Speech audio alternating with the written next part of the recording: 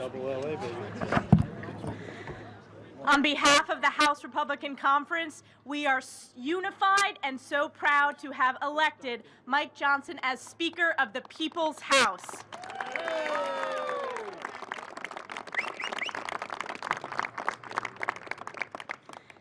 As many of you heard and the American people heard, I meant every word that I said on the House floor. I've had the opportunity to work with Mike Johnson as Vice Chair, and I was so humbled and honored to nominate him.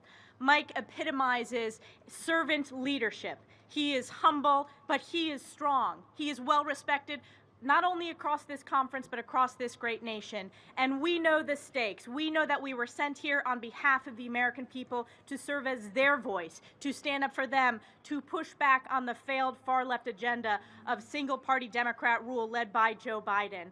So we are here unified in strength to reopen the People's House, and I'm so excited to turn it over to my colleague, Tom Emmer from Minnesota, our whip. You're here. Thank you, Elise. Good afternoon, everyone. Good afternoon, everyone. Afternoon. Thank you for bearing with us. I know it's been a long few weeks. From an outside point of view, these last few weeks probably look like total chaos, confusion, no end in sight. But from my perspective, this is one of the greatest experiences in the recent history of our republic. While speakers' races for the last 100 years have been conducted behind closed doors, filled with political promises and tyrannical threats against anyone who would not fall in line, the speakers' races under our House Republican majority have been open, honest, transparent, and a true display of what democracy looks like in action. It took a while for us to get here, but our conference has shown that we achieved tremendous success when we worked together as a team. And I couldn't be more proud to be part of this team with our new Speaker of the House, Mike Johnson, leading the way. Mike is a strong man of faith, a constitutional conservative, and a fierce fighter for our Republican common sense agenda. He has been a leading force on the Judiciary Committee, where he has defended Americans' individual liberties while fighting back against the Democrats' radical agenda and the Biden family's culture of corruption. He has been an important leader in our conference for nearly 3 years as vice chairman. And as speaker, I know Mike will keep our majority united as we continue to deliver on the commitments we've made to our constituents. We've had some challenging times around here these last few weeks, but our country has endured challenging times before. And I have zero doubt that we will again. Not only will we survive, we're going to come out stronger and better because of it. And the American people can be rest assured that with Speaker Mike Johnson at the helm, our House Republican majority will keep fighting to unapologetically stand with Israel, rein in Washington's reckless spending, secure our border, and force the Biden White House and Schumer Senate along with us as we govern.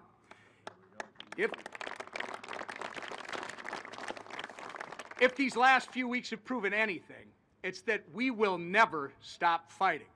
We will never give up. And I firmly believe that with House Republicans now united and ready to get back to work, as our new Speaker-elect said, our best days lie ahead. And with that, I'm going to introduce the other legend from Louisiana, our Majority Leader, Steve Scalise.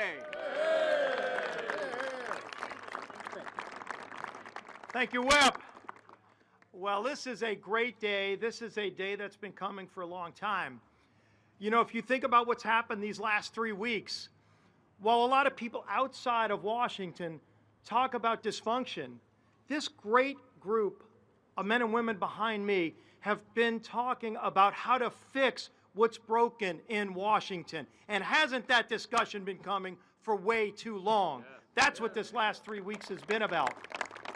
That's what we have been struggling through. That's what we've been working towards, and we resolved it today by electing Mike Johnson as our next speaker. And what Mike laid out was a vision. It wasn't just core principles that he talked about today on the House floor so eloquently, but a vision for how we get not just the House back operating, but how we get Washington working better, how we fix this broken institution, and how symbolic. Mike talked in the House chamber about the symbolism of the House chamber, Moses, in God we trust, right above, the Speaker's rostrum. So many other symbols, Washington, Lafayette, the history of some of the great battles, passing the 13th Amendment in that chamber.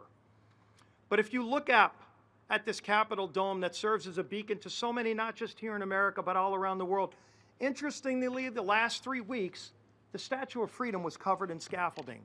Just like we have been doing construction to fix this broken institution, how symbolic that the scaffolding is now coming down as we elected a new speaker to fix this institution that's had problems for decades that needed to be addressed and went ignored for way too long.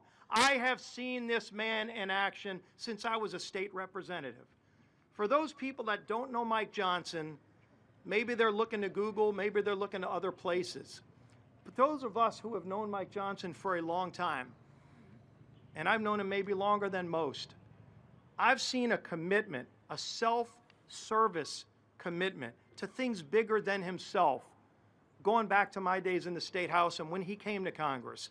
Those same principles followed him. His belief, his faith that drives him so deeply, that some actually mock him for.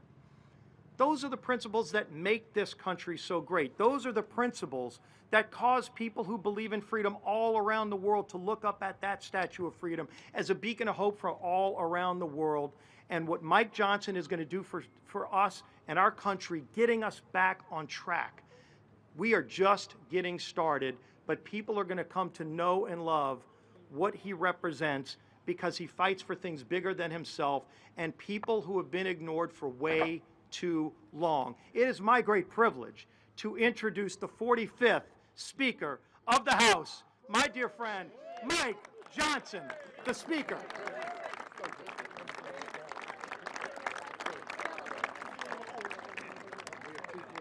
Thank you, Stephen, and thank you, Tom and Elise. This is an extraordinary team that has been assembled here to serve the American people. Steve Scalise represents so much in our home state of Louisiana. One of the things he truly represents is perseverance and hope. And as he was talking here just a moment ago, I was reminded of the scripture that says suffering produces perseverance, perseverance produces character, and character produces hope. What we need in this country is more hope. The people have lost their faith in our institutions. Their faith is at an all-time low. And one of the reasons they've lost it is because the Congress, over the years, has not delivered for the American people well enough. We're in the majority right now. We've gone through a little bit of suffering. We've gone through a little bit of character building. And you know what it's produced?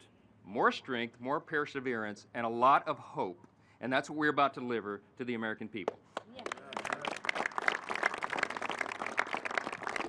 We're going to speak with clarity and conviction and consistency to the American people. We're going to tell them what we're for, what agenda we are pursuing, and why it is best for every American, why it will give them more liberty, opportunity, and security.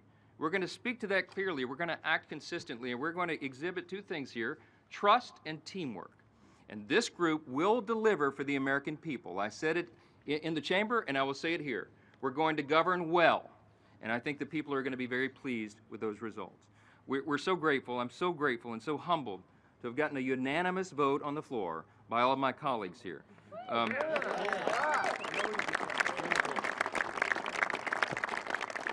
We went through a lot to get here, but we are ready to govern, and that will begin right away. You've all heard me talk a lot today, and I'm not going to belabor the point because the sun is bright and it's too warm for the fall. But I'll say this, we're going to dispense with all the usual ceremonies and celebrations that traditionally follow a new speakership because we have no time for either one. The American people's business is too urgent in this moment. The hour is late, the crisis is great. In America, we hear you. And we are reporting again, as I said in there, to our duty stations. That will begin in just a few moments. This entire group is going to go back to the House floor, and we are going to pass our resolution in support of the nation of Israel, our closest ally in the Middle East. You're going to see an aggressive schedule in the days and weeks ahead. You're going to see Congress working as hard as it's ever worked, and we are going to deliver for the American people. I'm grateful for this opportunity. I want to thank you for being patient with us, and I promise you it'll be worth it. God bless you. God bless you. Good work.